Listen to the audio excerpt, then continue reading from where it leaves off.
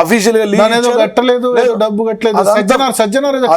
అదంతా ఫేక్ నా క్యారెక్టర్ డిసాసిషన్ చేయడానికి చేసిరు. మళ్ళీ 48 గంటలు మేము గెలిచాం కదా సార్.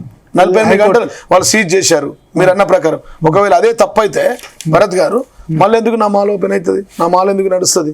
48 గంటలు మీరే కదా ఏ చేతులతోనైతే సజ్జనార్ గారు తాళం వేశారో అదే చేతులతో తాళం తీపిచ్చిన, అదే చేతులతో నడిపిస్తా ఉన్నా.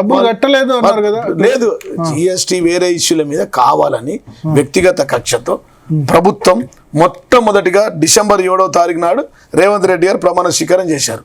8వ తారీఖు నాడు నా మాల సీజు, 15వ తారీఖు నాడు నా కంపౌండ్ వాళ్ళు కూలగొట్టిరు. శంకర్పల్లిలో నా 100 ఎకరాల భూమికి చుట్టూ కంపౌండ్ వాళ్ళు కూలగొట్టిరు. నా అమ్మ మీద కేసు, మా అమ్మకు 70 సంవత్సరాలు మా అమ్మకు, ఆమెకు బీపీ, ఆమెకు షుగర్, ఆమె మీద కేసు. ఊరికి ఆమె మీద నా ల్యాండ్ ఏదైతుందో మా అమ్మ పేరు మీద, నా పేరు మీద, మా భార్య పేరు మీద, ఆమె మీద, మా భార్య మీద కేసు, నా మీద కేసు, ఇప్పటికి 40 కేసులు నా మీద. ఇది ఓన్లీ ప్రభుత్వ కక్ష సాధింపు. ఈయన ఆ మీదనే కాదు కదండి, ఇలా రేవంత్ రెడ్డి ప్రభుత్వం వచ్చినాక ఏం చేసిందండి? కేసులు తప్ప. మాట్లాడితే కేసు, ఇప్పుడు ఎక్కువ తక్కువ మాట్లాడితే నీ మీద కూడా G24 భరత్ సి నీ మీద కూడా కేసు అవుతుంది. ఆ కెమెరామెన్ ఎక్కువ తక్కువ చూపించినట్టు ఆయన మీద కేసు, రైతు బంధు రాలేదని రైతు అడిగితే ఆయన మీద కేసు, ఎరువులు సరిగా లేవని చెప్పి ఎరువుల లైన్లో నిలబడితే ఆయన మీద కేసు, యూట్యూబర్ ఏదైనా ఎక్కువ మాట్లాడితే వాని మీద కేసు. అర్థమైంది? ఏది మాట్లాడితే కేసు, మాట్లాడుకుంటే కేసు, మాట్లాడినోడి మీద కేసు, మాట్లాడినోడి మీద కూడా కేసు పెడుతుండు, అడిగినోడి మీద కేసు పెడుతుండు, ఫస్ట్ కేసు జీవన్ రెడ్డి మీద పడ్డది. ఫస్ట్ కేసే, ఫస్ట్ బాధితుడే నేను. అది కూడా నా మరి రేవంత్ రెడ్డికి ఎందుకంత పగ జీవన్ రెడ్డి? 3000 ప్రెస్ మీట్లు పెట్టిన ఇష్టం వచ్చిన ప్రభుత్వం దగ్గర 3000 23 ఏళ్ళు సింగిల్ పార్టీ అన్న. నేను ఏమైనా పార్టీ మారినా ఇదే పార్టీలో పుట్టినా ఇదే పార్టీలో వేస్తా, ఇదే కండ కప్పుకొని వేస్తా అని చెప్పిన భరత్ గారు. ఇదే పార్టీలో పుట్టిన. కేసీఆరే మా నాయకుడు, ఆయనే నా దేవుడు. మీకు చెప్తా, మా అమ్మ సర్పంచ్ కాదు, మా నాన్న ఉప సర్పంచ్ కాదు, నన్ను 2 సార్లు ఎమ్మెల్యే, 3 సార్లు టికెట్, జిల్లా పార్టీ అధ్యక్షుడు, నాకు ఒక ఉన్నత గౌరవం ఇచ్చి చేసిండు. ఇంకా మనం ఈ పార్టీలో ఇంత గొప్పగా పనిచేస్తున్న సందర్భంలో టార్గెట్ నేను ఉండకపోతే ఎవరు ఉంటారు సార్? నేనే కదా. కేసీఆర్ కేటీఆర్ మీద ఒక ఈగ వాళ్ళని ఇవ్వలే కదా సార్, ఒక దోమ వాళ్ళని ఇవ్వలే కదా సార్. ఎప్పుడు వచ్చినా మీరు ఏ విషయంలో అయినా ఫస్ట్ రియాక్ట్ అయ్యేది నేనే. బీఆర్ఎస్ పార్టీలో ఫస్ట్ పార్టీ గురించి కానీ, పార్టీకి సంబంధించిన విషయం కానీ, కేసీఆర్ కుటుంబం విషయంలో ఎవరన్నా ఒక్కసారి ఎవరైనా మాట్లాడితే ఫస్ట్ రియాక్ట్ అయ్యేదే నేను.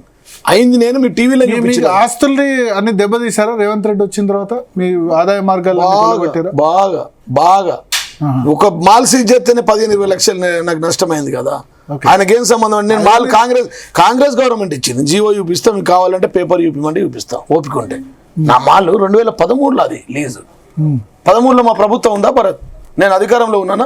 పోనీ నేను అధికారంలో మాల్ పోవడానికి ఎందుకు ఉంటుంది? లీజ్ ఉంది, అది 33 years లీజ్ ఉంది, అట్లనే ఉంటుంది. లీజ్ తీసేయడానికి ఎవరికి అధికారం? ఎట్లా ఎవరిని మేనేజ్ చేసి తీసుకున్నారు? మేనేజ్ ఎందుకు ఇస్తారండి? మీకు తెలియదు ఏముంది కాంగ్రెస్ ప్రభుత్వం గురించి? మేమెందుకు మేనేజ్ చేస్తాం? అర్థమైంది. అప్పుడు 2013లో కదా అది. అప్పుడు ఆర్టీసీ స్ట్రైక్ అప్పుడు బాగా మిమ్మల్ని దోషిగా చూపించారు. ఏం చూపించాలి? టీఆర్ఎస్ లీడర్లు మేము ఇస్తేనే జీతాలు ఇస్తారు రోజు. మేము లీజ్ అమౌంట్ కడితేనే జీతాలు పడుతున్నాయి. వాళ్ళకి మంచిదా చెడ్డదా? లీజ్ అమౌంట్ ఇస్తేనే మంచిదే కదా అది. మేము అలా గట్టించింది మంచిదే కదా. ఎంతో కొంత అయితే సంస్థకు మేము డబ్బులు. హైకోర్టు, మీరు లాయర్ కాబట్టి హైకోర్టు సుప్రీంకోర్టు పోయి తెచ్చుకున్నారు లీగల్ గా. లేదండి, ఇప్పుడు అన్న లాయర్ అయినా ఎవరికైనా న్యాయమే కదా. అన్యాయంగా అక్రమంగా ప్రభుత్వ కక్ష సాధింపుతో నా మాల్ సీజ్ చేసిందన్నాం. కోర్టు ఆర్డర్ ఇచ్చింది, డివిజన్ బెంచ్ ఆర్డర్ ఇచ్చింది, చేసుకున్నాం. నా విషయంలో సుప్రీంకోర్టు మీ మీద రేవంత్ రెడ్డి కేసులు పెట్టాడు, కానీ ఆర్మూర్లో మీరు ఎవరి మీద పడితే వాళ్ళ మీద కేసులు పెట్టారు, అందుకని ఓడిపోయినారని. జీవన్ రెడ్డికి వ్యతిరేకంగా మాట్లాడితే కథమే వాళ్ళు. ఒక్కటి సోషల్ మీడియా మొత్తం అప్పుడే మర్డర్ చేశాడు.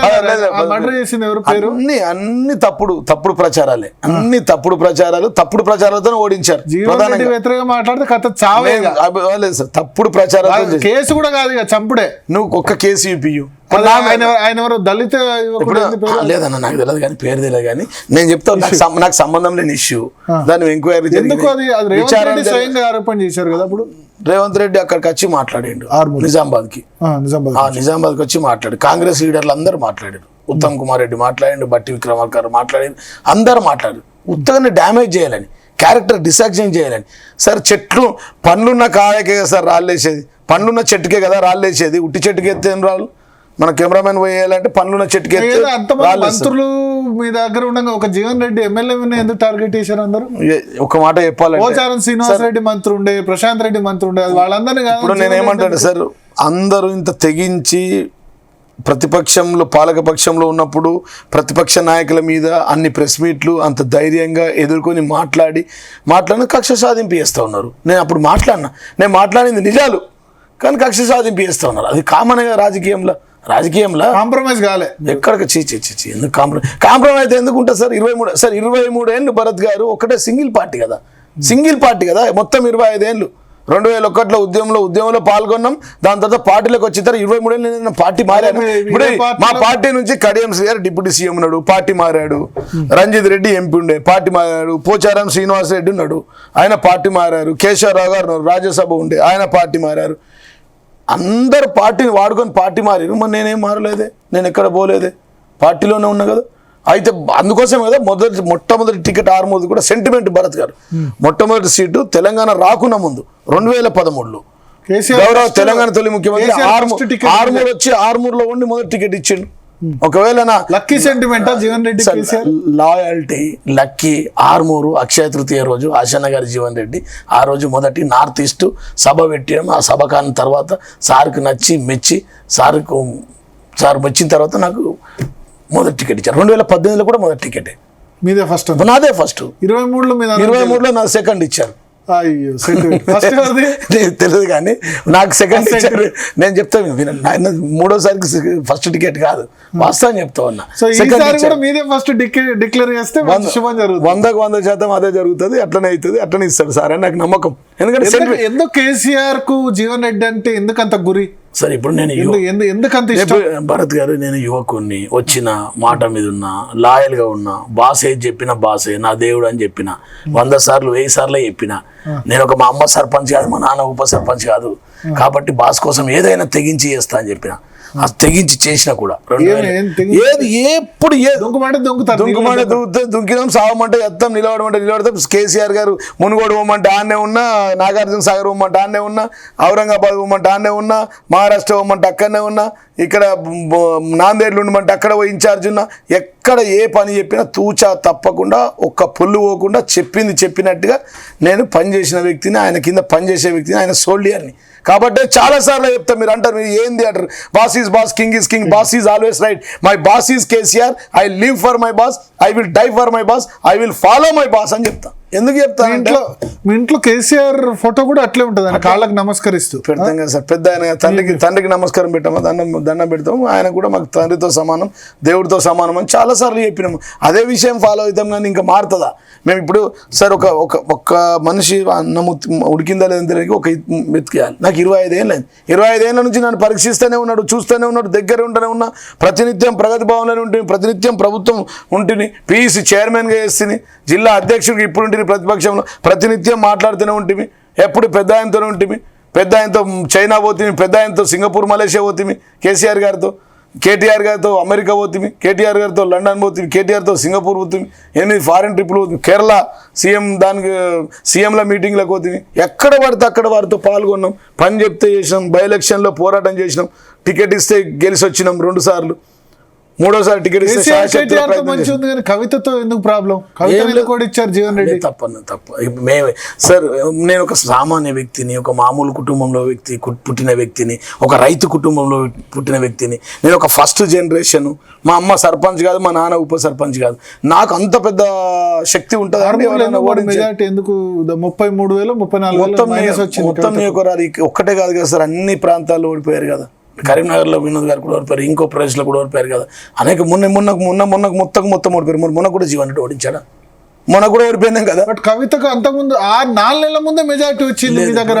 జీవన్ రెడ్డి ఎంత మెజార్టీతో గెలిచారు? అందరూ అప్పుడు 30,000తో ఓడిపోయారు. కవితకు 33,000 మైనస్. ఇప్పుడు 60,000 నెగటివ్. భరత్ గారు నేను ఏమంటున్నా అంటే, అక్కడ మొత్తం జిల్లా అంతా అంతే వచ్చింది, అందరి దగ్గర కూడా మైనస్ వచ్చింది. అందరు ఎమ్మెల్యేలు అందరూ ఇప్పుడు ఆమె కోపం అదే ఉంది. అందరు ఎమ్మెల్యేలు నేనేమన్నది అంటానంటే, అట్లా అనలేదు ఆమె, కావచ్చు అన్నది. ఇప్పుడు అనలేదు, మేము ఎప్పుడు మాట్లాడుకునే తప్పు అది. దాన్ని పూర్తిగా ఖండిస్తూ ఉన్నాం. మాకంత శక్తి ఉంటుంది.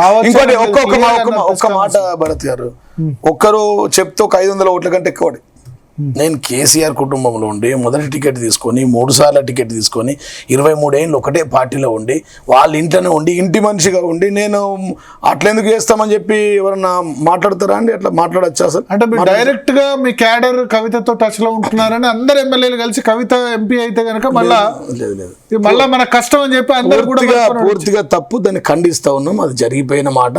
6 నెలల్లో అంత డిఫరెన్స్ వస్తుంది. 3 లక్షల మెజారిటీ ఉంది. ప్రజాభిప్రాయం ఎట్లుంటే అట్లుంటుంది భరత్ గారు. ఇప్పుడు నేనేం చేయాలి? నేను 2 సార్లు గెలిచాను, 30,000 ఓట్లతో. 3వ సారి 30,000 ఓట్లతో, 3వ సారి 40,000 ఓట్లే వచ్చినాయి నాకు. నా మెజార్టీ ఓట్ల కంటే 10,000 ఎక్కువ వచ్చినాయి. ఇప్పుడు నన్ను ఓడించిరని ఈయన ఓడించిరు, ఆయన ఓడించిరు అంటే ఎట్లా?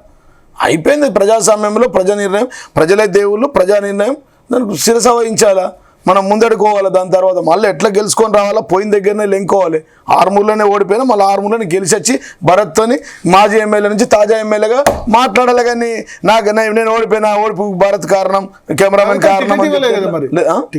అదే నేను అదే అంటున్నాను. నేను అనేది ఏంటంటే మాకు సంబంధం లేని విషయం అది పూర్తిగా తప్పు. మేము ఓడించలేము.